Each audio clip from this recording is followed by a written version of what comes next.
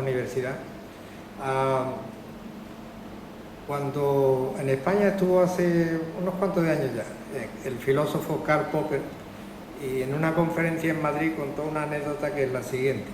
Decía que en la Alemania de entreguerra, entre la Primera y la Segunda Guerra Mundial, la gente solía decir que la situación era seria pero no desesperada. Y este Popper, que él era de Viena, decía que en Viena en aquel tiempo decían que la situación era desesperada, pero que había dejado de ser seria desde hacía ya mucho tiempo. Y eso es lo que parece que pasa en España, que aquí esto está todo el mundo desesperado, pero al mismo tiempo piensa que esto es un desastre o un pitorreo, como lo quieran ver. En ese sentido, pues, como ha cundido el desánimo, la crisis, cualquier palabra depresiva que pueden buscar por ahí, nosotros pensamos desde el Colegio de América que había que cambiar la situación, porque esto empieza a parecerse a la España del 98, cuando en el 98 la crisis de Cuba y todo aquello se venía abajo, y en aquella época Cacao, que ya sabrán que es el más famoso neurocientífico español, ya decía que en esa situación lo único que se podía hacer era trabajar y en el caso de la universidad enseñar. Y eso es lo que hemos pensado, lo mejor que se puede hacer en la universidad es enseñar. Ahora han visto la cantidad de listas que dicen que hay que hacer con la docencia, con la investigación, todo eso es literatura o morralla, como lo quieran ver. Enseñar es aprender de los que más saben y esa es vuestra oportunidad. Nosotros lo que vamos a tratar de hacer con este ciclo de conferencias es que vengan los mejores investigadores, humanistas, artistas, profesores de derecho de todas las ramas del saber y que nos enseñen lo que saben. De ellos son de los que podemos aprender. Si aprendemos y trabajamos, seguro que este país cambia. Si nos deprimimos y decimos uy, pues seguro que acabaremos más abajo todavía de donde estamos. Así que ese es un pequeño preámbulo para el ciclo de conferencias que queremos organizar, que ya iremos anunciando a lo largo de este curso académico. Y para empezar elegimos a Miguel Marín Padilla como primer conferenciante. Miguel, yo tuve la oportunidad de invitarlo hace ya muchos años. Esto de hablar para atrás en el tiempo nos convierte casi en historiadores más que en científicos. Él estuvo aquí, si no recuerdo mal, el año 90 y dio una fantástica conferencia. Miguel nació en España, en Jumilla, un sitio donde se fabricaba un vino que ya no existe, y estudió medicina en la Facultad de Medicina de Granada, y en los años 50, inmediatamente después, prácticamente un par de años después, se fue a Estados Unidos y desarrolló todo, o ha desarrollado allí toda su carrera académica. Primero trabajando como clínico en el área de la pediatría y de la patología, pero sobre todo como neurohistólogo, como estudiante del cerebro humano, sobre todo en la estructura cortical. Y en eso es el mayor experto mundial porque prácticamente muy pocos han trabajado ese tejido con la profundidad y el conocimiento que él lo ha hecho. Y prueba de ello es el libro que ha editado hace un par de años, o hace un año, que se llama El cerebro humano, y que yo se lo recomiendo que lo vean porque es espectacular y la imaginería que tiene es algo increíble en cuanto a calidad, incluso en cuanto a la belleza de la organización de la corteza humana. Así que con esto, pues Miguel, gracias por venir y es tu momento. Bueno, muchas gracias, José María. Es un verdadero placer y un honor para mí y lo que más me alegra es ver tanta cara joven y más que cara joven, detrás de esos ojos hay un cerebro joven también y ese cerebro hay que estimularlo de alguna manera y espero poder contribuir a ese estímulo. Yo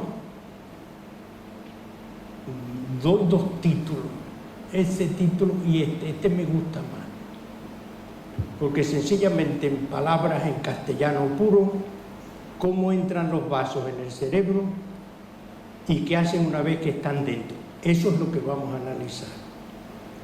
Y de paso, utilizando el desarrollo de los vasos del cerebro, yo voy a ir apuntando estructuras básicas del cerebro humano, momentos cruciales en el desarrollo del cerebro humano, utilizando como un vehículo la entrada de los vasos y sobre todo qué es lo que hacen los vasos dentro del cerebro.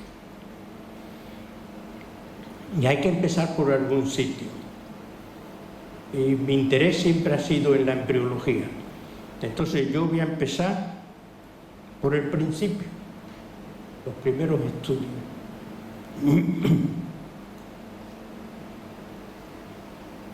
Hasta el 1971 se pensaba que el origen del cerebro, el cerebro empezaba a formarse cuando aparecía la placa cortical o la placa piramidal. En el 71, estudiando yo el gato, empecé a estudiarlo, los 4 estadios primarios, que es el neuroepitelio que está indiferenciado, no hay aquí nada todavía. La época marginal, donde ya aparecen neuronas grandes, dentro de una cosa que se ve clara, porque esa cosa ya tiene axones. Las neuronas esas y los axones no vienen del cerebro, vienen de fuera del cerebro. La plexiforme primordial, que es una cosa que yo describí, entonces parece ser que haya una pequeña distribución de una serie de neuronas que se quedan arriba y unas que se quedan más para abajo. Y cuando la placa piramidal aparece, esta es la placa piramidal, estas neuronas antiguas se separan entre 2 grandes grupos, las neuronas de la capa primera, incluyendo las células de Cajarricio, y las neuronas parecidas a piramidales de la capa, subcapa o el subplane que le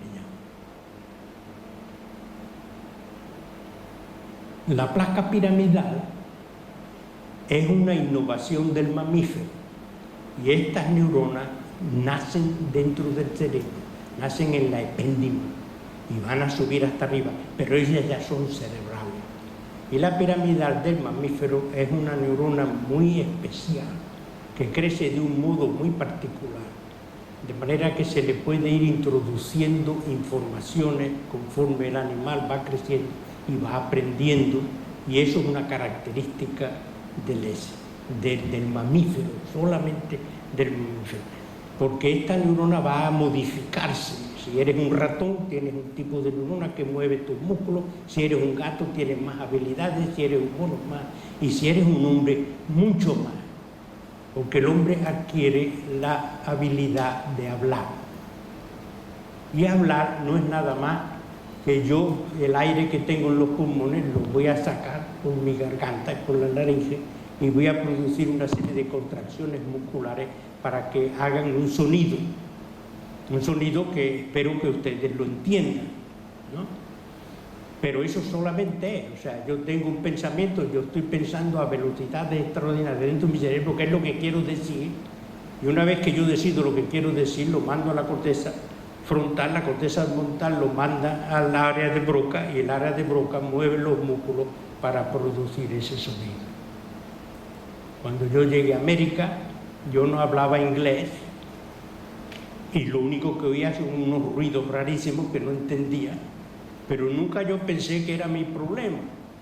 O sea, no entiendo lo que esta gente, los sonidos que hace, pero yo sabía que era cuestión de tiempo, que lo aprendería, mi cerebro aprendería el sonido y trataría de imitarlo, y al imitarlo yo iba a producir las contracciones necesarias para que ellos me entendieran.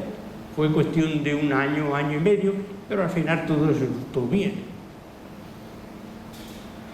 Antes de pasar adelante, quiero ya, por primera vez, y esto es interesante, que ya hay vasos, hay un plexo capilar encima del cerebro. Pero los vasos no han entrado en el cerebro todavía.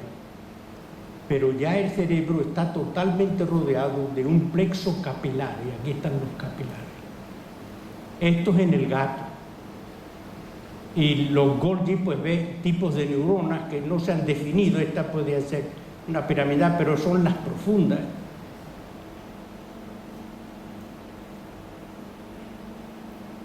Y en el hámster y en el gato es lo mismo.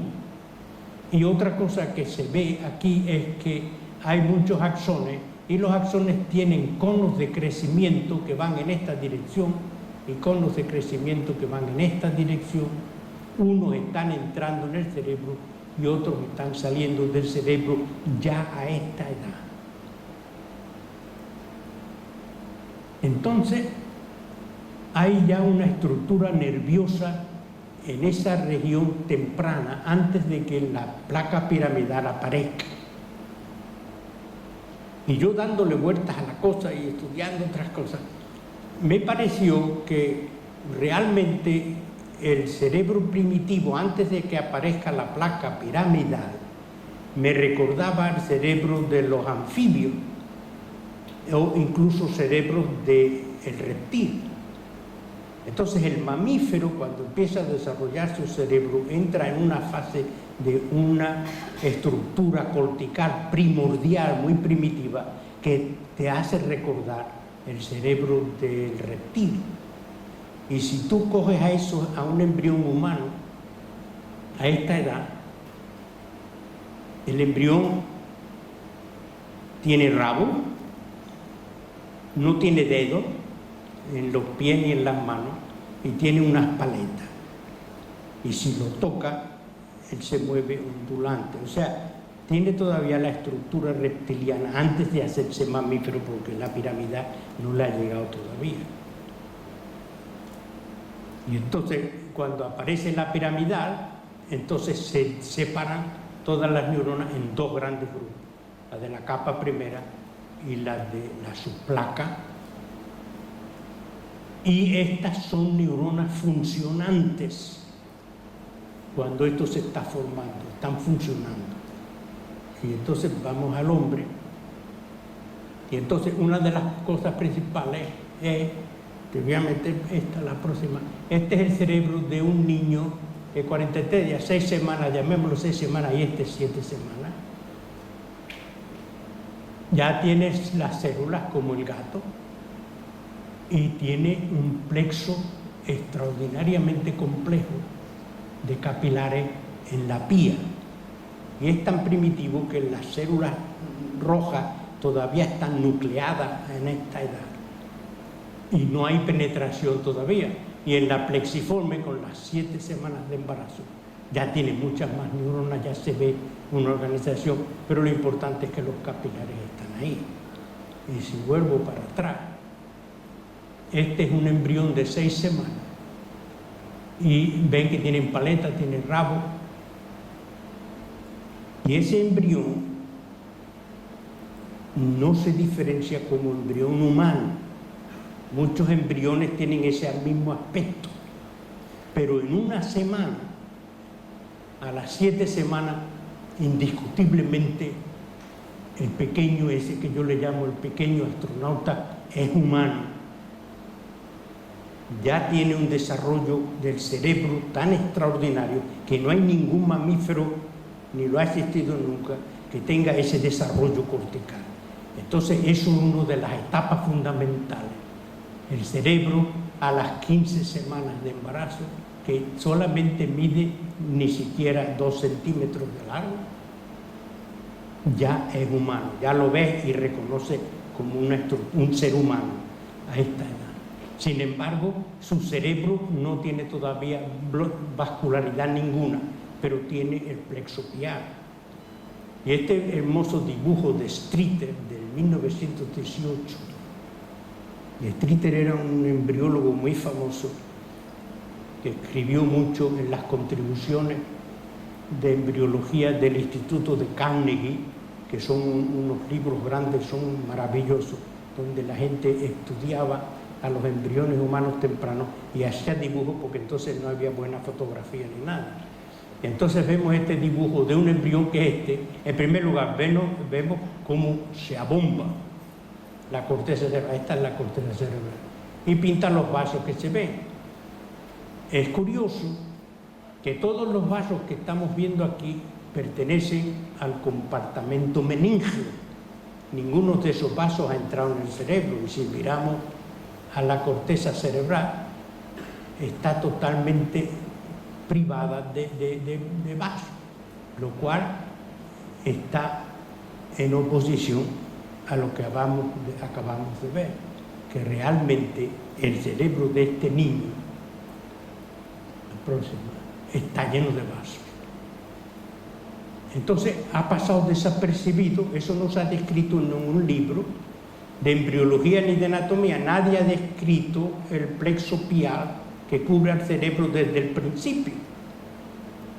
Entonces, ¿cómo es posible que eso no se haya visto? Entonces, la interpretación que yo le doy son dos. En primer lugar, estos capilares son 3-4 micras de diámetro, son totalmente invisibles al ojo, no se pueden ver a simple vista, necesita un microscopio grande. Y están en la pía, y cuando estudiamos las meninges en el embrión de 47 días, está la dura, está la aracnoide con todos los vasos que viste en el dibujo de Streeter, pero también tiene el plexo pial. Y este plexo pial es de donde van a salir todos los vasos que entran en el cerebro, nacen de aquí. Y solamente capilares son capaces de perforar al cerebro.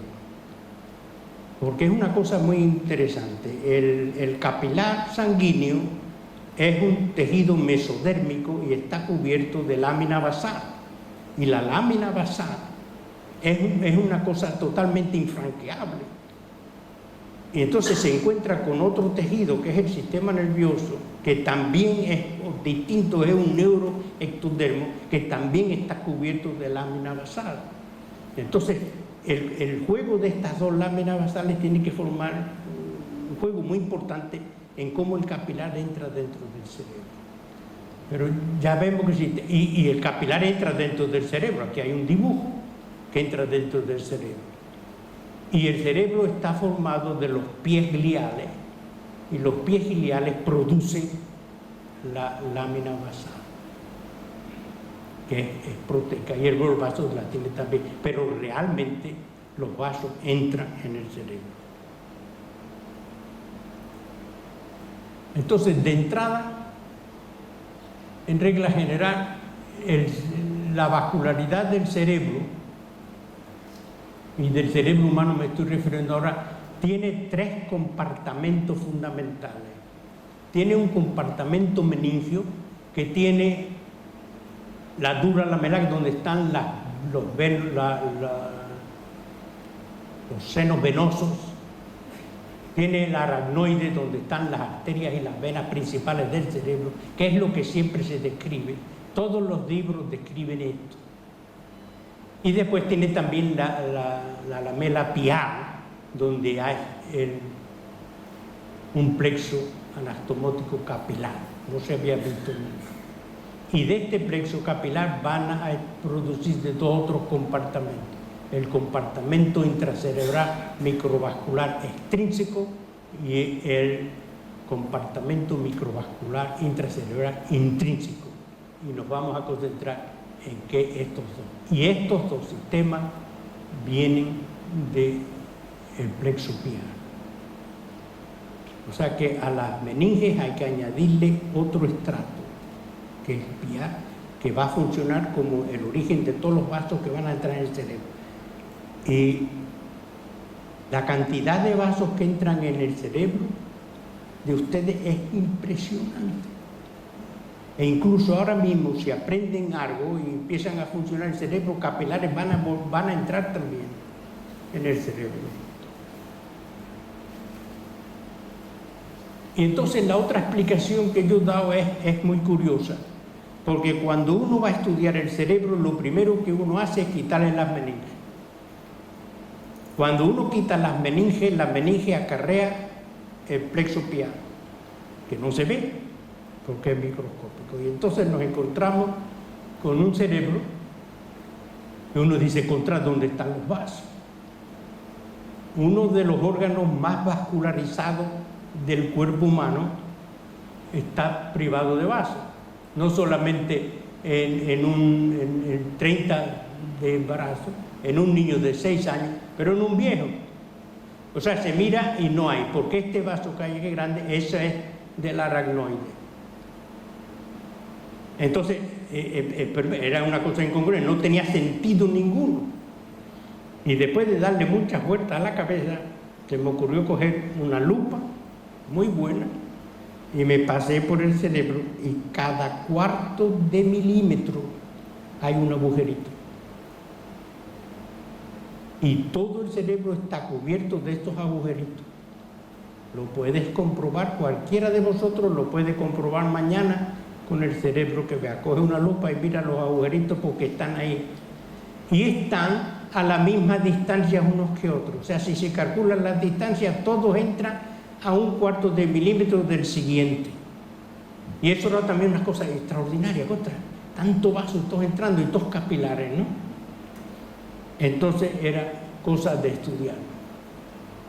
Entonces ya ven que esto es una de las falacias más grandes que hemos estado viviendo, mirándolo, y nunca se le ha ocurrido a nadie coger una lupa y no tiene nada más que una lupa y lo ve. O sea, está vascularizado y ahí entra. Y lo que se ven son agujeritos como boca con el vaso dentro. Al remover la meninge los cortaste todo, ya el vaso desaparece y no se ve nada. Necesitas una lupa. Es un hecho interesante y además fundamental. Entonces, lo siguiente era, bueno, ¿cómo entra? Aquí tienen un dibujo, los capilares, y aquí tienes uno que ha entrado. Es curioso que acaba de hacer una mitosis. Este también tiene otra mitosis. Entran en una actividad impresionante y las células endoteliales se multiplican en mitosis y cada vez tiene otra más y esto se mete dentro del cerebro. En el cerebro llega hasta la epéndima y entonces producen un plexo dentro del cerebro, y aquí lo tienen. Y entonces otro de los fenómenos interesantes es que se acuerdan que el cerebro está cubierto, la lámina limitante glial tiene elementos gliales. Parece que los pies de la glía acompañan al vaso dentro del cerebro. Era otra cosa interesante, o sea, ¿qué hace esta gente aquí? Entonces eso había que estudiarlo también. Entonces ya me dediqué con la microscopía electrónica a estudiar cómo ese fenómeno ocurre. Y aquí tienen las superficies del cerebro compuestas de pies gliales que están unidos por gap junction y son irrompibles, cubiertos de lámina basal, y algunos vasos se veía que se acercaban mucho al cerebro y entonces entraban en una actividad muy grande, produciendo filopodias exteriores, filopodias interiores, y entonces se veía que algunas de las filopodias parece que entraban en el cerebro. Eso era interesante, o sea que ya veíamos que parte del capilar entraba. Entonces, buscarlo, bueno, pues esto es un vaso piar, este es el cerebro, y lo primero que aparece es que son filopodias que entran, se largan y se ponen en contacto directo con la membrana basal del cerebro, y un fenómeno extraordinario ocurre, y es que la lámina basal del vaso sanguíneo y la lámina basal del cerebro se unen, y en el punto de fusión entra la filopodia. Entonces retienen la integridad anatómica del cerebro y la integridad anatómica del vaso, y entonces el vaso ya puede entrar dentro del cerebro. Es un fenómeno que no se ha descrito muchas veces, pero es una cosa extraordinaria. Y aquí tienen una filopodia que está entrando y la fusión de las dos láminas con el fano. Y esta, la próxima, es una cosa extraordinaria. Después de mí, ustedes son los primeros que ven esta fotografía, que a un aumento muy grande tienes la célula endotelial del capilar que manda dos filopodias.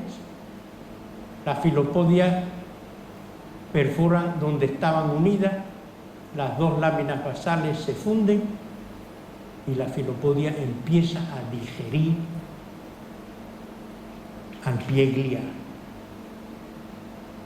Eso es una cosa extraordinaria.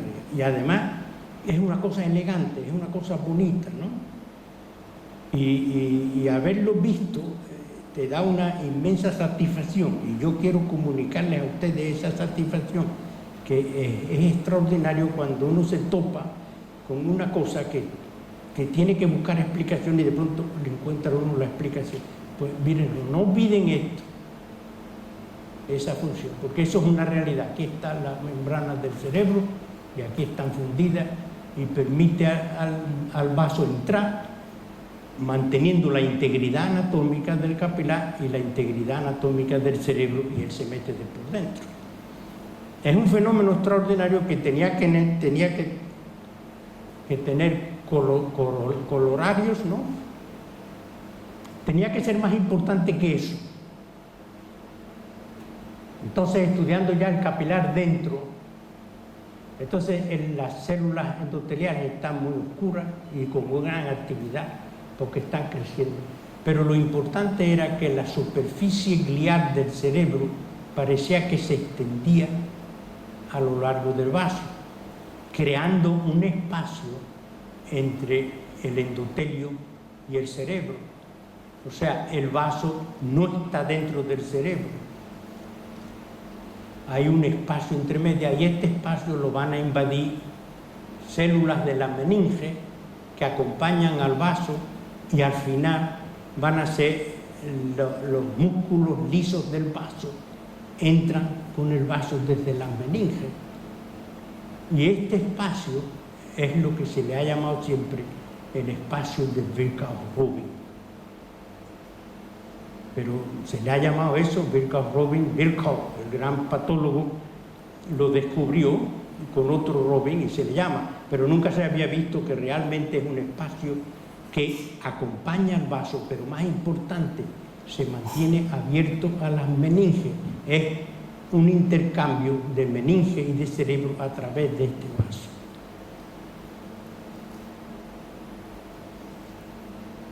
Y aquí, en resumidas cuentas, el primer contacto, la perforación de las filopodias dentro del cerebro a través de las áreas fusionadas y la formación del espacio de Virchow-Rubin que va a acompañar al vaso. Y el espacio de Virchow-Rubin aquí lo tienes en un niño.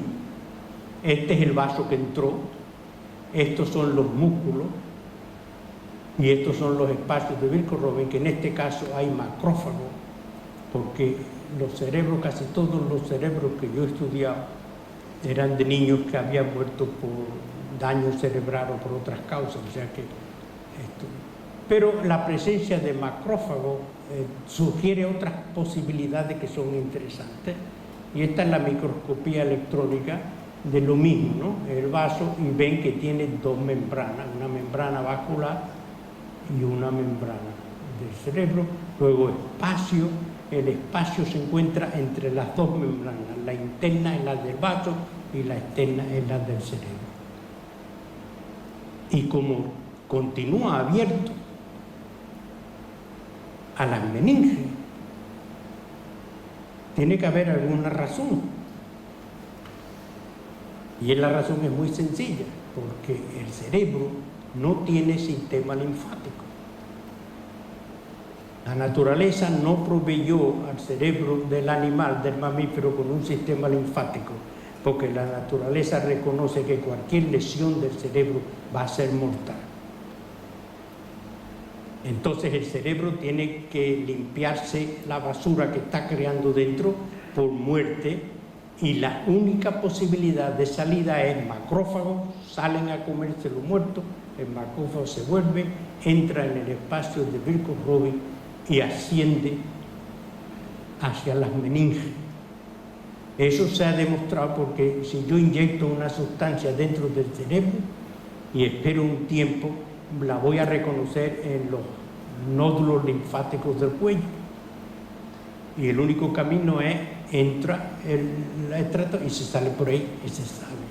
Pero no es un sistema muy efectivo y no es muy bueno. Y cuando hay una lesión en el cerebro, generalmente se perpetúa. Entonces tenemos el Alzheimer, no sabemos lo que es el Alzheimer, pero sí sabemos que las lesiones continúan hasta que destrozan el cerebro.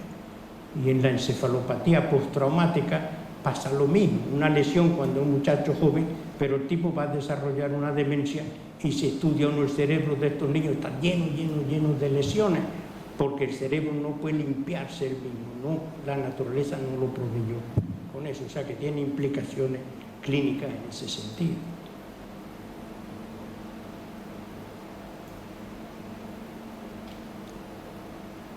Ahora también quiero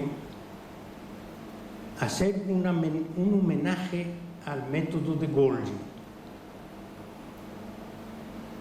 Seguro que todos han oído el método de Golgi. El método de Golgi lo describe Camillo Golgi, era profesor de Pavía,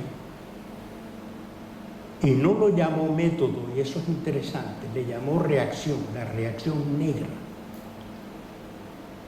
Y entonces él dijo que para estudiarlo y poderlo usar, uno tenía que probando y reprobando. O sea, que tienes que trabajar en el método porque la cantidad de tiempo de fijación del cerebro y la de la atención con la plata varían de una región, la edad del animal, y eso lo tienes tú que investigar. Probando y reprobando, tienes que hacerlo. Y Cajal lo hizo y lo adaptó al estudiar el tejido embrionario y estudió el cerebro de niños recién nacidos, y son 4 trabajos únicos en el mundo que publicó en el 1889-1890, que son una cosa extraordinaria, y lo tiene publicado en la revista que él fundó.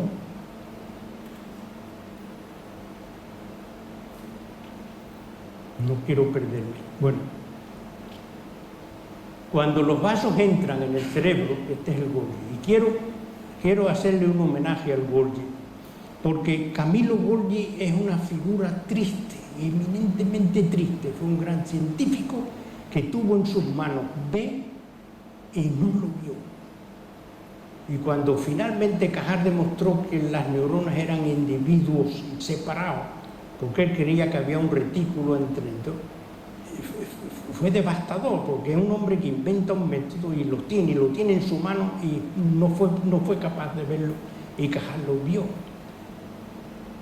Y para mí, yo es una persona que le tengo, ¿no?, aprecio y en parte pena, porque lo tuvo en sus manos y no fue capaz de ver lo que Cajal vio.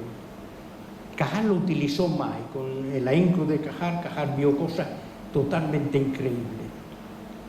Y yo estoy haciendo un homenaje a este método porque vamos a ver hasta dónde llega la belleza y la capacidad reveladora de este método. Al principio es un plexo, pero claro, esto es muy al principio, que aquí no hay distribución, aquí no se puede ver absolutamente nada.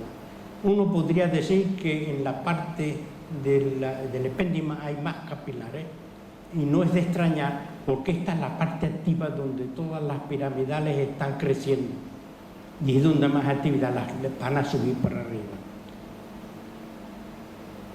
Y cuando el niño nace, esto es lo que se ve, estos son los capilares, estas son las neuronas.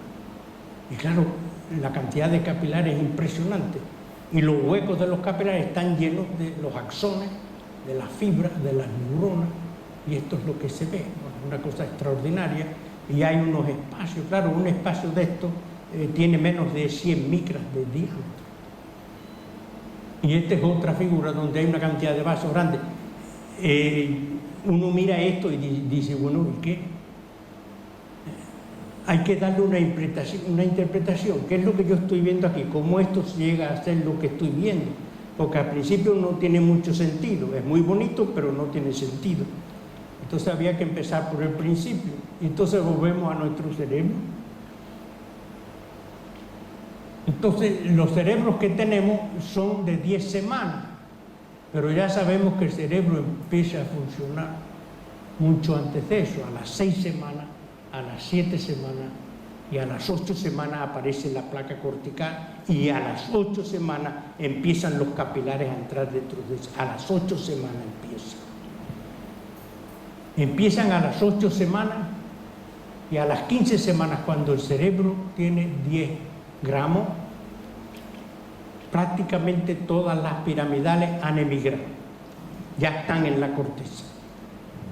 Y son unas 110, 120 capas de neuronas piramidales, todas pegadas y todas indiferenciadas. Pero ya la emigración piramidal se termina a las 15 semanas. Esto es otro hito importante en el desarrollo del cerebro humano. Y desde aquí hasta aquí es impresionante el tamaño de la superficie. Y si yo estudio aquí la separación de los vasos perforantes y lo estudio aquí, es la misma separación, lo cual quiere decir que el número de perforantes ha ido creciendo exponencialmente, respondiendo al desarrollo neuronal del cerebro, y es infinito la cantidad de capilares que existen.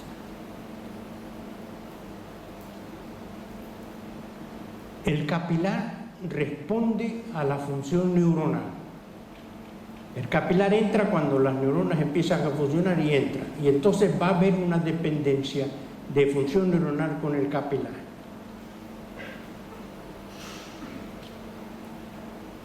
Después voy en eso. Pero para que se den una idea del crecimiento de la piramidal, esta es una piramidal, capa quinta o la P1 que ya le llamo yo, la capa quinta. Esta es la primera que llegó al cerebro. Porque las piramidales vienen, los progenitores aparecen en la epéndima, se unen a la glía radial, suben hasta arriba. Cuando llegan arriba, abren un penacho, se ponen en contacto funcional con las células de Cajal-Rizzius, dejan la glía y se quedó. Entonces esta es una neurona que cuando llega la próxima, la que ya está anclada, porque quedan ancladas por vida a la capa primera, no tiene más remedio que alargarse un poco. Y cuando llega la próxima se alarga más y se alarga más. Entonces, todo eso va ocurriendo en el S, pero todo eso ya a las 15 semanas de embarazo, todo eso ya ocurrió. Pero todas están indiferenciadas. A las 20 semanas de embarazo, este es el tamaño de ella, a las 25, este es el tamaño de ella. Y el recién nacido, esta es la piramidal. Aquí tiene una o dos espinas y tienen dendritas basales, y esta tiene más de 20.000 sinapsis, sin contar las que tiene alrededor del cuerpo, y ya mide 1,5 milímetros. Este crecimiento desde las 15 semanas hasta el nacimiento es totalmente impresionante, porque esta neurona al principio se alargaba anatómicamente para acomodarla, pero aquí se ha alargado funcionalmente, porque todo esto está lleno de membrana activa con sinapsis. Entonces añade y crece, se va creciendo funcionalmente, añadiendo membrana activa que la está estimulando. Y entonces volvemos al de 15 semanas de embarazo, porque es fundamental esto. Aquí están esas neuronas que acaban de llegar, casi todas son indiferenciadas. Aquí tienen los axones de las células de Cajal-Rizzius. Aquí los tienes en la capa primera, que es lo que estas han puesto en contacto con ella. Pero si yo fotografío, por ejemplo, esta es más grande que esta, y esta es más grande que esta, y esta es más grande que esta. Entonces, si uno empieza a fotografiarla por tamaño, uno ve que realmente esta es la primera que llegó, después subió esta, después esta, pero al principio eran así y se alargan anatómicamente. Pero a las 15 semanas de embarazo, y estos son 50 micras, o sea que no tiene nada más que 200 y pico micras, a las 15 semanas la piramidal profunda, la primera que llegó, tiene dendritas basales y un par de espinas dendríticas. Está funcionando como neurona ya a las 15 semanas de embarazo, pero está funcionando como neurona de mamífero. Entonces, si estudiamos eso, todas están indiferenciadas, un dibujo, y entonces las más profundas, La capa quinta sería, que yo le llamo la P1 porque es la primera que establece función, aparece. Y entonces yo esto lo publiqué hace mucho tiempo. Vi unas neuronas transversales que llegaban al nivel de estas neuronas que se están diferenciando. Entonces yo no sabía lo que era esto y le puse un signo de admiración, signo de admiración, de interrogación. Pero hoy ya se sabe que esas son las neuronas inhibidoras, que no son del cerebro, vienen de fuera del cerebro y se van incorporando a las partes de las piramidales que están funcionando ya. Y esta va a ser la célula de Basket, va a ser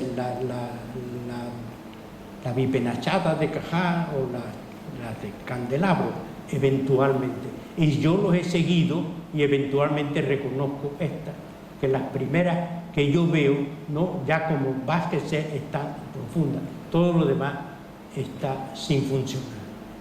Otra cosa importante de tipo funcional que ocurre a esta edad, esta neurona está funcionando pero tiene sinapsis. Entonces el axón de estas neuronas profundas ya llegó a la sustancia blanca y anda de camino hacia donde quiera que vaya. Ninguna de estas llega a la sustancia blanca. Entonces, a las 15 semanas de embarazo, el cerebro humano empieza a funcionar como mamífero. Y las primitivas, las neuronas primitivas que formaron parte de la subplaca, pierden contacto con la superficie. Ya no están unidas a la capa primera, ya no están funcionando en ese sentido y se van retrayendo y entonces se pierden bien profundas y son las células intersticiales profundas que nadie sabe lo que hacen.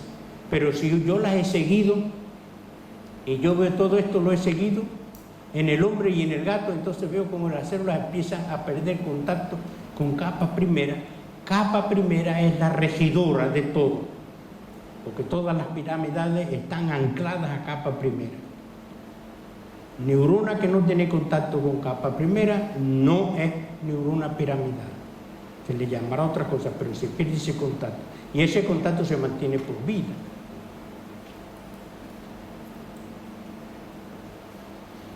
Y esto es sencillamente 1 milímetro de la corteza a las 15 semanas, toda entera.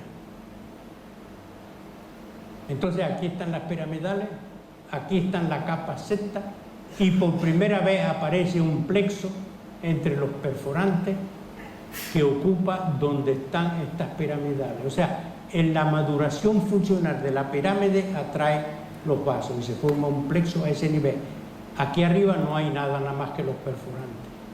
Hay también plexo, ¿no?, interno en la región paraventricular, en la región de sustancia blanca, en la región de la capa pequeña, tiene todo esto. Pero en la corteza gris, donde viven las neuronas, el primer plexo vascular de tipo funcional aparece a las 15 semanas en esta región de piramidales.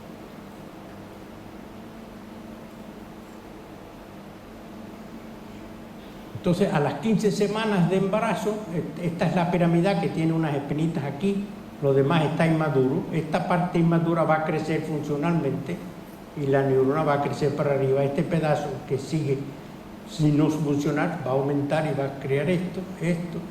Entonces, la corteza cerebral está hecha realmente de estratos funcionales, estratos vasculares y estratos gliales. Los más profundos son los más antiguos, los más para arriba son los más recientes. Y no se extrañen que yo les diga que los estratos superiores que ahora mismo ustedes me están escuchando, y si están adquiriendo pequeños conocimientos, son las últimas neuronas que llegaron allá, que han estado dormidas ahí, las primeras que empiezan a activarse, y los vasos las van a acompañar. Las posibilidades de extensión del cerebro para arriba, siempre alejándose de las partes más biológicas, es extraordinario en el hombre. Los otros animales no tienen esas capas. Y esto no las quiere. Entonces, cuando el niño nace, esta es la vascularidad del cerebro. Y esto solamente se puede ver con Golgi, porque el Golgi es una preparación gruesa. Y estás viendo la vascularidad del cerebro tridimensional. Y obviamente hay dos sistemas totalmente distintos. Hay un sistema obvio de los perforantes, y las distancias son casi equidistantes en todo. Y un sistema intrínseco entre los perforantes. Aquí es donde viven las neuronas. Esta es la barrera hematoencefálica. Estos vasos perforantes no están en el cerebro, están dentro del espacio de Burkitt-Rögl. Pero estos sí están dentro del cerebro y aquí es donde viven las neuronas. Entonces hay un sistema extrínseco, que son los perforantes, y un sistema intrínseco total. Y esto es a través de todo el cerebro. Otra cosa que es importante, y es muy importante, es que esta extraordinaria cantidad de vasos pertenecen a la sustancia gris, donde las neuronas viven. Pero cuando uno entra en la sustancia blanca, muchos de los perforantes no llegan y los capilares son muy separados unos de otros. Hay menos capilares, más espacios vacíos y muchos de estos capilares no llegan. Llegan otros que llegaron al principio, pero ya no llegan. Entonces, la sustancia blanca en el niño pequeño, sobre todo si es prematuro, es muy vulnerable. Y todos los niños que tienen daño en sustancia blanca. Y claro, la sustancia blanca se muere y se hace un quiste, pero estas viven porque si esta es una arteria que entra, esta es la vena que sale. Entonces aquí hay un circuito de una importancia extraordinaria porque mantiene viva la circulación donde las neuronas están viviendo y la mantienen viva. Entonces la sustancia gris donde las neuronas viven tiene una resistencia mucho más grande. Lo que pasa en estos niños, que si yo produzco aquí un infarto, todas las neuronas que hay aquí van a perder toda la información talámica y todos los axones de ellas se van a degenerar, pero no mueren, viven, pero van a vivir hablándose unas entre otras y aparecen unas transformaciones neuronales en los niños epilépticos, que es una cosa extraordinaria, cómo una neurona puede cambiar de esa manera. Y claro, al cambiar de esa manera son anormales, transformadas y eventualmente pueden conducir a la epilepsia. Eso es mi opinión de la epilepsia, pero eso hablaremos otro día de eso. Otra cosa extraordinaria, en un niño recién nacido con el Golgi, esto es lo que se ve. En un adulto que tenía 60 y tantos años, cuando inyecto a los vasos con sustancias, ¿no?, que después puedo disolver el cerebro y se queda la estructura, es exactamente igual. O sea que tenemos los perforantes, unos arterias, esta es una arteria, esta es una vena, y el plexo entre los dos. Entonces, bueno, ¿cómo se hace este plexo? ¿De dónde salen estos capilares? No salen de las venas, de los capilares que se han transformado en venas, salen de las que son arterias. Entonces lo que pasa es que el capilar entra en origen al cerebro, pero no puede salir, entra para adentro. Entonces cuando el capilar sale del perforante, tiene que atravesar la membrana glial, que es una extensión de la de arriba, por un fenómeno que es exactamente igual que lo que hizo, entonces entra en el cerebro. Entonces todos los vasos perforantes producen capilares que se van a encontrar. Nadie sabe cómo se encuentran, nadie sabe cómo establecen lumen entre ellos.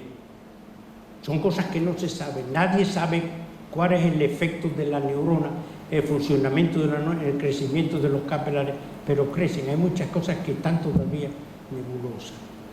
Y no son capaces de entrar en el espacio de Birkhoff-Robin. Los vasos siempre salen del Birkhoff-Robin, pero no pueden entrar. La dinámica circulatoria y las demandas funcionales determinan el que va a ser arterial y el que va a ser vena. Y en todo no, ellos salieron, pero uno va a ser un capilar que sale y va a entrar en otro sitio, pero salía. O sea, que todo eso se organiza dentro del cerebro. En el adulto, en el cerebro, si estudia uno los vasos, a veces hay arteriolas y vénulas más grandes que los capilares, y eso es porque las demandas funcionales de esa particular fuerza a que él se crezca. Entonces ve arteriolas, no capilares, pero si estudia, capilares es lo que más hay. Entonces esto es un hecho fundamental. O sea, desde las 15 semanas esto es lo que se ve. En el nacimiento esto se ve. Cuando tú te vas a morir, te vas a ver. La cantidad de vasos que existe aquí también presenta problemas. Por ejemplo, si las neuronas dejan de funcionar, los vasos van a dejar de crecer. Es muy posible. O sea, que parte de las demencias y de los problemas es precisamente porque el vaso no está estimulado a crecer, porque la neurona que está respondiendo no responde debidamente. Entonces deja de crecer y eso puede afectar al cerebro de una manera extraordinaria. O sea, el cerebro hay que usarlo. Hay que usarlo. Como lo dejes de usar, se termina, como los músculos. Hay que usarlo. Porque todo está relacionado, la función neuronal, la función vascular, todo eso está. Y la glial, o sea que vamos a hablar de la glial. Entonces, un aumento muy grande de este sistema. Estos son los perforantes, que ya vemos que no están en el cerebro. Esta es una arteria, esta es una vena que es más grande, y aquí hay otra que apenas se ve, está ahí dentro. Pero la distancia son 400 a 600 micras. Entonces uno puede ver que este vaso salió de aquí hace ya mucho tiempo y está entrando por aquí. Al salir esto es una arteria, pero cuando llega a este nivel ya es vena o venoso, un vaso capilar, y entonces establece una serie de comunicados pequeñitos, que es donde viven las neuronas. Es un sistema extrínseco y un sistema intrínseco, la barrera hematoencefálica. Y si nos metemos en más profundidad a ver esto, esta es la extraordinaria belleza del cerebro a este nivel. Esta es una célula insecto que tiene un tamaño de 50 o 60 micras el cuerpo. Uno puede seguir los axones, uno puede seguir todo lo que está dentro. Y otra que le voy a enseñar, que debe ser un cuadro, porque es una cosa extraordinaria este corte.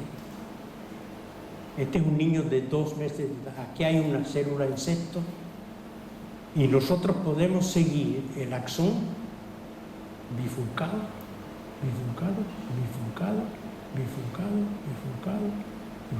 todo en el mismo terreno. Lo puedo seguir, se viene por aquí, se sigue por ahí, se sigue por ahí, sigue por aquí, va por aquí, esto también por aquí, sigue. Y aquí es una piramidal. Y estas son células gliales. Yo quiero que conserven en la memoria que están mirando a la intimidad del cerebro humano y piensen que todos esos capilares están rodeados de apéndices gliales. Todos tienen glía alrededor. Y que todos los espacios están llenos de otras neuronas. Pero el problema con el Golgi, que es lo que hay que entender, si yo dejo el Golgi en la plata mucho tiempo, me va a pintar muchas neuronas. Mientras más neuronas hay, menos veo. Entonces la ciencia del Golgi es teñirlo poco. Y lo que vas a ver, bendito sea Dios, lo quieres ver con claridad. Y si no, no sirve. Entonces yo me especialicé poco a poco en eso. O sea, la regla es que lo tienes que meter en plata 24 horas. Cuando yo estudié la capa primera lo dejaba 6 horas en plata nada más. Nada estaba teñido, pero la capa primera la pude ver con claridad. Entonces, eso es importante, otro concepto, ¿no? Y entonces, imagínense todas las neuronas y todas las cosas que están ahí. Imagínense que las relaciones de la glía con esta neurona son extraordinarias. O sea, la glía está todo esto alrededor de la neurona y la neurona está hablando a la glía y la glía estimula el vaso sanguíneo a que se dilate o lo que sea, pero hay un intercambio íntimo entre neurona y vaso sanguíneo y la función neuronal. Y eso está ocurriendo continuamente a través de todo el cerebro, porque esto es un pedacito minúsculo del cerebro. Otra cosa que es importante es que en un corte perpendicular al eje grande de la corteza motora, perpendicular, yo puedo ver la neurona entera. O sea, la neurona está dentro de un rectángulo que tiene 50 micras de grosor y más de 1000 micras de tamaño, micras cuadradas, 1000 micras cuadradas, que es precisamente todo este sistema. Entonces, en el 1969 yo descubro, por primera vez, identifico a las células Basque, que Cajal no había visto, pero Cajal había demostrado los nidos pericelulares, tiene fotos, dibujos preciosos. Entonces, yo no me lo podía explicar. ¿Cómo es posible que Cajal no viera esto? Porque a mí no, nada más que lo hice, lo vi. Entonces, Cajal describe en su libro una cosa extraordinaria, y es que describe una célula bipenachada que produce Basque. Cajal nunca nos dice cuál era la orientación de sus cortes. Y yo estoy convencido de que si yo corto esta neurona, que yo la estoy viendo como la palma de mi mano, y le doy la vuelta, hago una bipenachada. Y Cajal vio bipenachadas, pero no te dice la orientación porque producía baskets. Y yo creo que lo que estaba viendo es una basket cell en profile, ¿no? Y la tiene en su libro, y lo menciono en mi trabajo. O sea, Cajal lo vio, pero no se orientó bien, ¿no?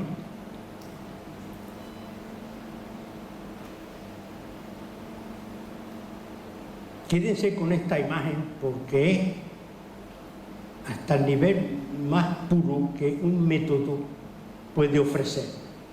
Y el 90% de lo que sabemos del sistema nervioso se debe al método de Golgi. Y a la gente joven no es difícil. Necesitan cuchillas de afeitar, un poco de osmio y mucha paciencia, y aprendes a cortarlo poco a poco, y entonces te tienes que sentar, como yo hice, te tienes que ir a Norteamérica, al Polo Norte, y entonces los inviernos son imposibles de vivir. Entonces uno estudia Golgi porque es lo único que se puede hacer. Y eso es lo que yo hice. Entonces, otra pregunta interesante, muy interesante.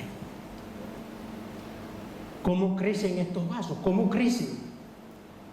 Porque si eso tiene esta extraordinaria actividad, uno debía de ver cómo crecen. Y eso es otra maravilla de cómo crecen.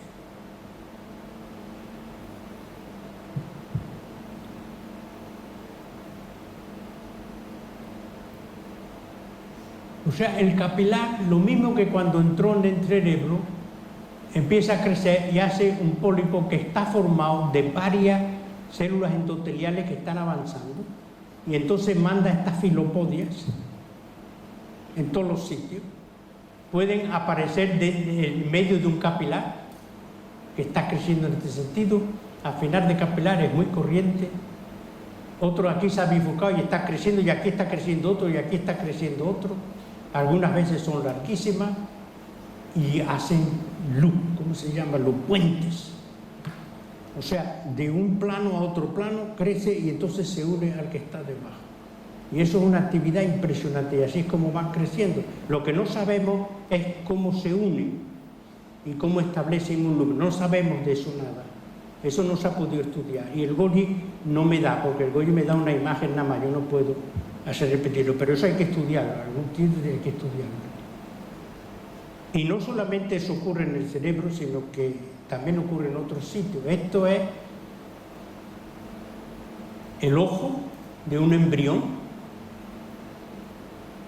Esta es la retina, esta es la fóvea y este es el nervio óptico. Y aquí tienes un vaso creciendo que será eventualmente la arteria oftálmica y está creciendo con la filopodia.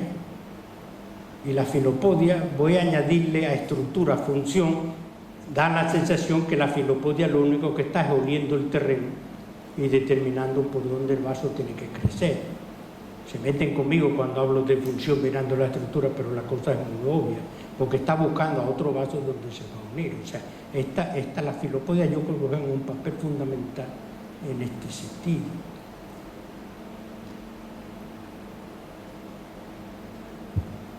Y quiero dejar la conferencia aquí, porque lo que más quiero es impresionar a la gente joven, que, como decía José María, las posibilidades de investigar y estudiar cosas es grandísima, es nuestro cerebro el que tiene que animarse a hacer eso. O sea, no pierdan la esperanza, hay que hacer, y hay que hacer conferencias como esta, y hay que hablar, y hay que discutir, y hay que pegar voces. Eso es fundamental, ¿no? Y pegáis voces no al maestro a vosotros, sino entre vosotros. Llamaros imbéciles de vez en cuando, que eso funciona muy bien. Y estimular uno a otro, porque las posibilidades son extraordinarias, ¿no? Y estoy de acuerdo con José María. Señores, hay que trabajar. 1.000.000 de gracias.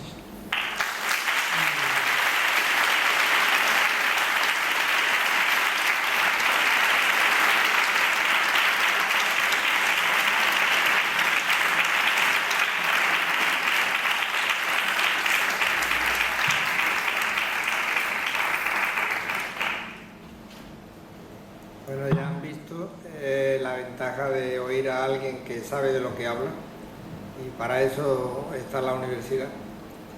Y después de esto viene la parte realmente difícil, y es que tienen que preguntar. En la parte difícil de la universidad es que la gente que oye una conferencia al mismo tiempo reconozca que todavía tienen dudas y que tienen que preguntar algo. Así que queda abierto el turno de preguntas. Vamos. Cualquier cosa que haya pasado por su mente cuando han visto estas cosas.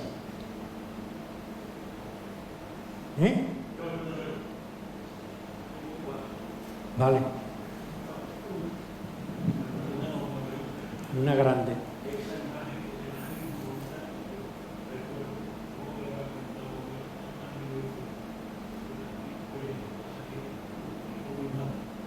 Lo de los vasos, sí. Claro, no se ve como esto, sí. Y utilizó no el Golgi, utilizó el Stensas, que ya es muy distinto. Y claro, yo he visto, yo no conocía el trabajo de él, pero cuando yo he publicado este trabajo, él me dijo, yo había visto eso mucho tiempo y me mandó al Cajal para que cogiera. Le decía, lo he leído, viene a decir exactamente igual. No hay branches, o sea, no hay anastomosis en lo que él ve, nada más que siempre entran y llegan hasta la pía, pero no hay mucha articulación. Pero ahí está, yo eso no lo conocía. Y la próxima vez que hable de los vasos mencionaré el trabajo pionero de 76, correcto, sí, yo lo tengo porque me fui al Cajal a recoger el trabajo.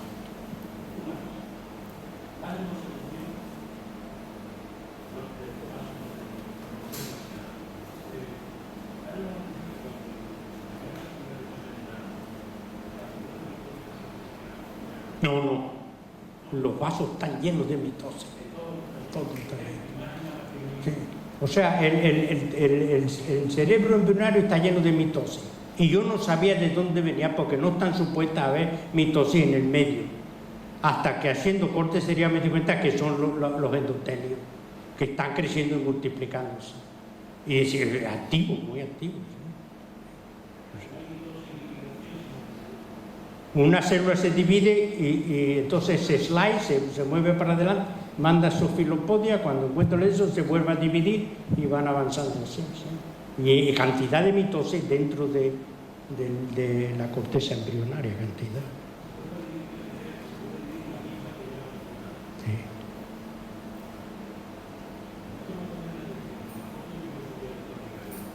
Sí.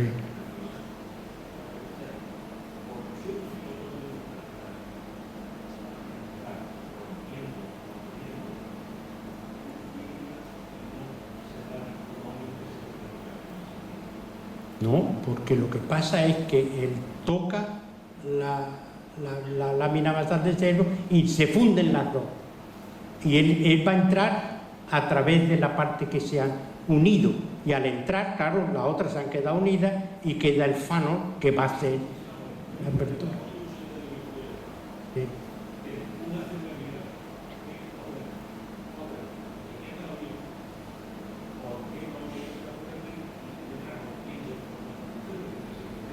La rompe, tiene que romperla. ¿Sí?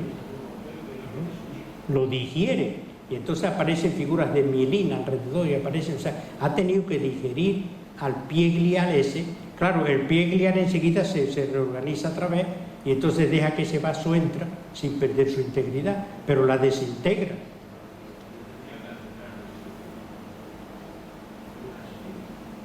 No lo sé. No, yo no lo sé. Pero lo que sí sé es que cuando entra el filopodio se disuelve el pie glial se disuelve y queda como un espacio y entonces eso avanza. Y muchas veces aparecen figuras de mielina, ¿no? de haber habido un proceso degenerativo.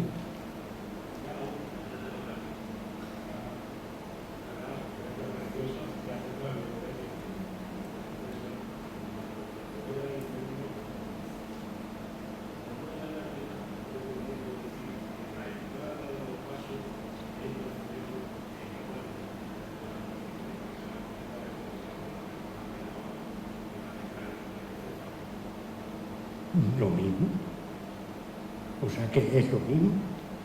Y en el pollo, en el mesencéfalo del pollo, es lo mismo. Pero él estudia nada más que una cosa, entonces no ve que la cosa es equidistante. Entonces, en el cerebro todo es equidistante. O sea que, y bueno, ¿por qué es equidistante? En mi opinión es que esa distancia o el tamaño del plexo intrínseco es lo que la neurona necesita para vivir. Que si eso fuera más, no podría vivir. Necesita eso para vivir en ese ambiente. Y entonces los perforantes quedan así. Otra cosa, las dimensiones específicas de esto parecen que van a reflejar las columnas funcionales de Moncaso, que tienen prácticamente el mismo tamaño. O sea, que ya el sistema nervioso se está preparando desde el principio a crear unidades funcionales, ¿no? Que desde el principio ya están determinadas a tener ese tamaño y así es como funciona. La gente joven, no se apuren, porque yo siempre digo a mis estudiantes, yo no soy un científico, yo soy un hombre curioso. Yo no me desprecio de ser un científico, soy curioso, entonces me encuentro con una cosa y la pienso en contra y entonces busco a ver, eso es, o sea, y no he creado ninguna duda en su cerebro, por favor.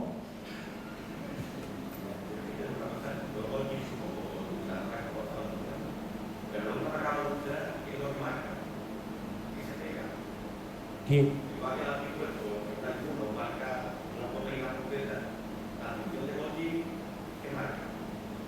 Marca la membrana lipoidea de la neurona o del vaso. O sea que lo que estás viendo es el profile. ¿Cómo se dice eso? Vas viendo la silueta de la neurona, de los axones y la silueta del vaso. O sea, estos vasos aparecen más grandes de lo que realmente son, porque el osmio fija los lípidos y entonces la plata se precipita ahí. y ya no sé más.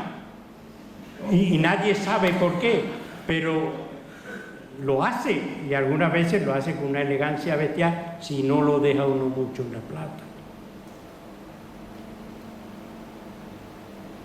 No me voy si no tengo una pregunta de la gente joven.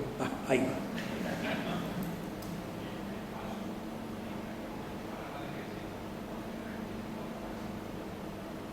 El vaso, estos vasos van a crecer por el tiempo que tú tienes en la vida, siempre y cuando utilices el cerebro.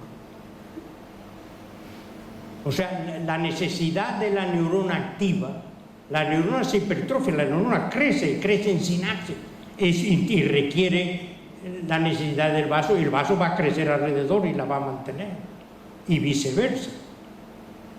Y dejas de pensar en de cosas de esas, el vaso ya no tiene nada que hacer. Y claro, yo creo que eso es garrafal para nuestra vida, o sea que tenemos que pensarlo, tenemos muchas cosas ya hechas. Lo que está matando al cerebro humano es Google. Porque esto está en Google, yo lo miro en Google. No es mirarlo en Google, es pensarlo tú, porque claro, y estáis metidos en eso, ahí está en Google. Google lo tiene, yo no tengo que aprender nada, lo tengo en Google, por contra.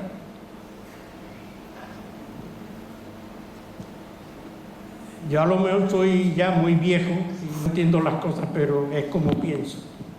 Por favor.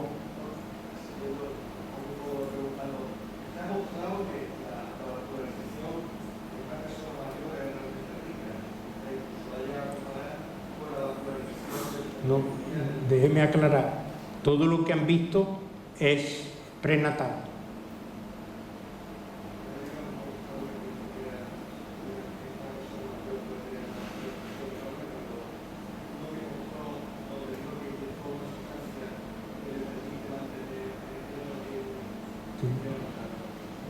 No lo sé.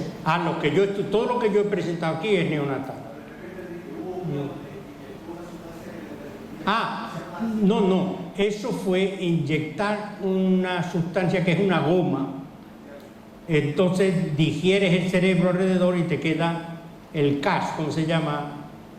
El inlay, el molde. Y entonces ese molde es exactamente igual que lo que yo veo con el Golgi, por eso lo digo.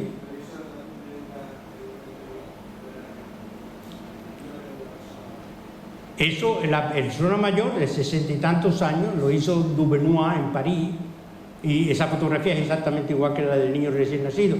La de mía sí era de Golgi.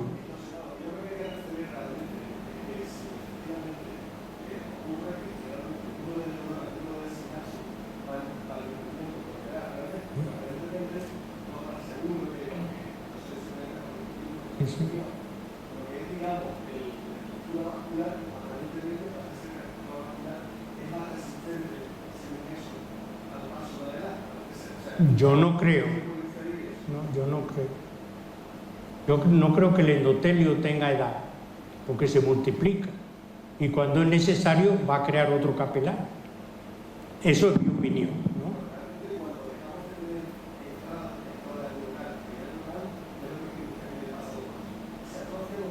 Sí, se reabsorbe.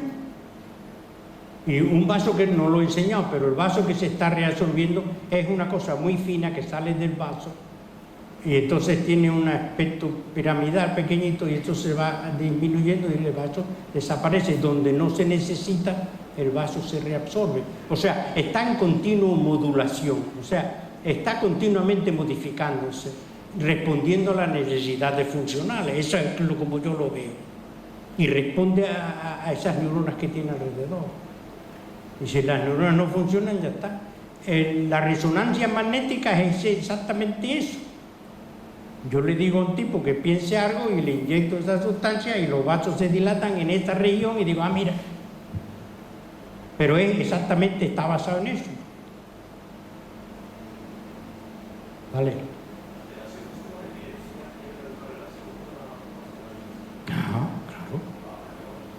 Bueno, vamos a ver, yo entiendo la epilepsia, yo he estudiado la epilepsia en los niños que tienen daño cerebral cuando nacen. Entonces yo he estudiado los cerebros, claro, hay una lesión. Cuando aparece una lesión se va a reorganizar con procesos inflamatorios y los capilares que ve en el proceso inflamatorio no son los capilares intrínsecos del cerebro, son vasos postinflamatorios, que cuando eso se hace cicatriz van a desaparecer. Entonces, las neuronas que quedan vivas se transforman porque han perdido información. La lesión es como un puente roto, entonces estas neuronas empiezan a transformarse y algunas se hacen grandísimas, hipertrofia, entonces la vascularidad ya aparece.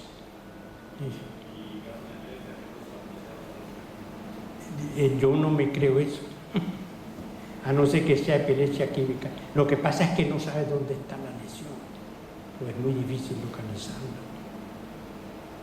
Yo todos los casos epilépticos que he estudiado tenían una relación con un niño que tuvo problemas prenatales o durante el parto. Eso es lo que yo he estudiado. Y siempre hay lesión y siempre hay transformación neuronal alrededor de la lesión. Y si entonces alrededor de la lesión original las neuronas cambian, estos cambios los va a introducir en sus conexiones y sus conexiones van a modificarse y van a producir los españoles. O sea, yo tengo aquí una lesión y entonces me sale un poco epiléptico en otro sitio. Sencillamente está forzando a esta neurona a transformarla. Entonces, todo eso, claro, todo eso va por el cerebro hasta que llega a la corteza motora. El cerebro solamente funciona descargando actividad motora y el individuo tiene su actividad muscular y después se queda como un bendito, se le ha olvidado todo, hasta que las baterías se van cargando otra vez y entonces se evoluciona. Es como yo lo veo, de estas opiniones. ¿Vale?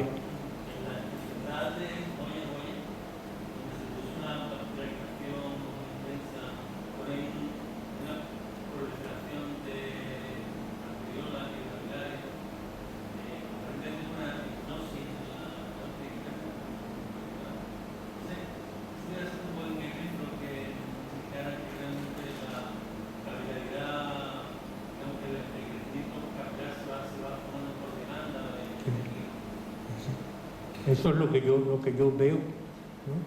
O sea, la impresión que a mí me causa, ¿no? Cajal tenía la misma impresión, entonces ponía flechas y ponía una flecha y dice, esto funciona así, ¿no?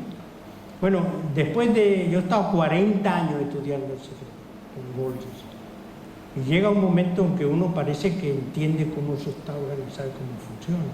Y yo he visto esa cosa, o sea, las neuronas están dentro de esos espacios y eso están respondiendo continuamente y la glía es la que interviene en eso, o sea que la comunicación entre neurona, glía y vaso es íntima en esa región y yo creo que por eso responden de esa manera. Esa es mi opinión, no lo puedo demostrar, pero es como yo lo veo. Tenemos que usar el cerebro, si no, el cerebro no tiene vasos, o sea que aprendan los jóvenes aquí.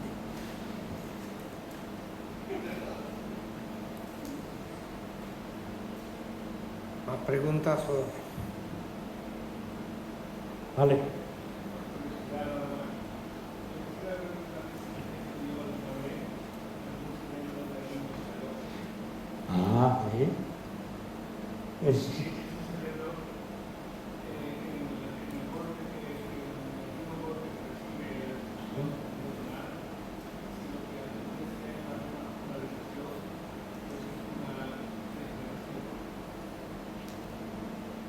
Yo lo que creo es que un golpe va a producir una lesión isquémica o hemorrágica. Eso va a crear un proceso inflamatorio, vasos van a salir, pero inflamatorios que no tienen nada que ver con los vasos del cerebro. Y entonces van a organizar eso, esos vasos van a desaparecer cuando se hace y entonces queda una lesión. Esa lesión los macrófagos se la tienen que comer y llevarla al vírculo. Muchos de esos macrófagos no llegan a tiempo y mueren. Y cuando mueren in situ, crean otro proceso inflamatorio que recurre. Entonces, en estos individuos tuvo una lesión de joven y cuando estudia el cerebro tiene lesiones por todo el cerebro. Y tiene demencia y son exactamente igual al Alzheimer. O sea, yo te enseño dos y tú no sabes lo que estás viendo, si es postraumático o es el Alzheimer, es lo mismo. Y yo he escrito un trabajo donde digo, no, el problema es que el cerebro no tiene sistema linfático ni tiene un sistema de drenaje apropiado.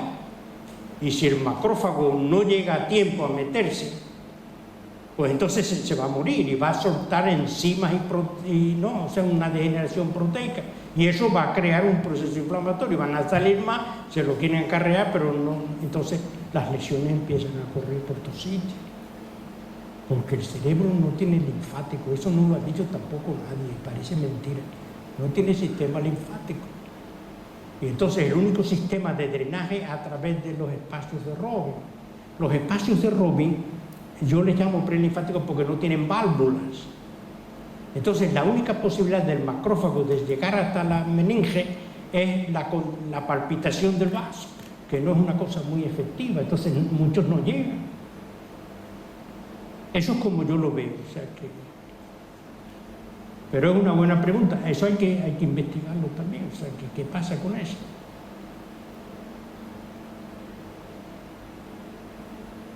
Vamos, hombre, que tengo hambre.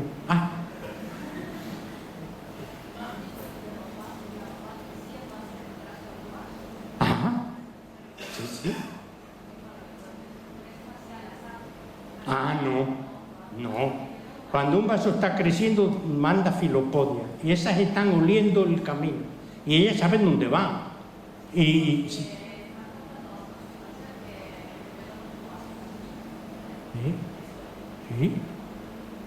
Vasos sanguíneos crecen en inflamaciones, crecen en todos los sitios, siempre crecen. Lo que pasa es que en el cerebro son muy especiales los que crecen y se van a buscar unos contra otros y van a unir, y entonces vas a ver los loops estos que están formados por esos capilares que están creciendo. Eso es en 2 niveles, o sea que vas de un nivel a otro nivel y hace un loop, es como un círculo, pero eso lo han hecho voluntariamente ellos, sabiendo lo que están haciendo.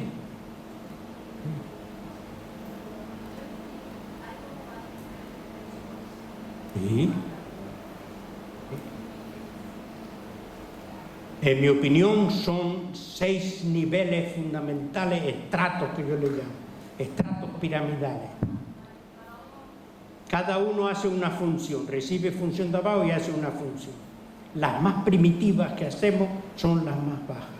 Las más en camino a la humanidad son las que están más para arriba. Y el hombre nace con una capa que el mono no tiene.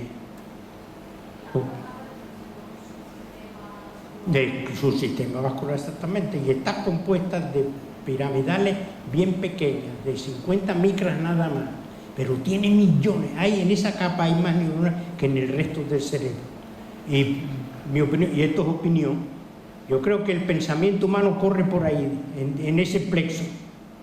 Y entonces tú decides, en mi caso, yo decido de pronto qué es lo que te voy a decir y cómo te lo voy a contestar. Una vez que yo lo decido, lo mando a corteza frontal, la corteza frontal lo manda a la motora y la motora produce los ruidos que yo estoy produciendo con los mazos, ya está.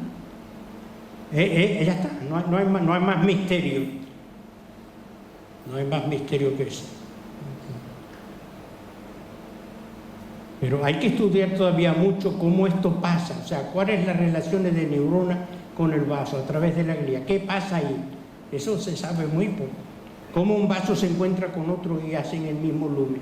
Eso es otra cosa muy rara, no sabemos.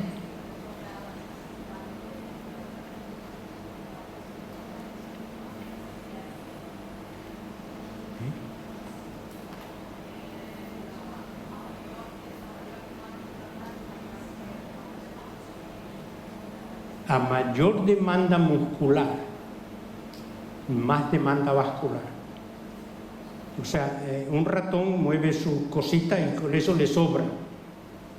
El gato es mucho más hábil y tiene otras posibilidades, su cerebro es más grande. El mono tiene ya habilidades manuales extraordinarias. Y el hombre hablamos, y eso es nuestro. Entonces dicen, los monos no hablan porque la laringe no le bajó lo suficiente para hablar. No, el mono no habla porque no tiene absolutamente nada que decir. Porque si tuviera algo que decir, utilizaría las manos, que tiene gran habilidad manual. Él haría una cosa para decirme, esto es lo que yo te quiero decir. porque eso es lo que hacemos los humanos. O sea, yo quiero decirte algo y si no, no lo puedo decir, lo canto, y si no lo canto, lo pinto, y si no hago música o hago poesía, pero yo fuerzo a mi organismo a transmitir esa información. Eso es el habla es un sistema muscular. Y ya hemos dejado la anatomía y nos hemos metido en la filosofía, y yo creo que llega tiempo de decir buenas noches a todos.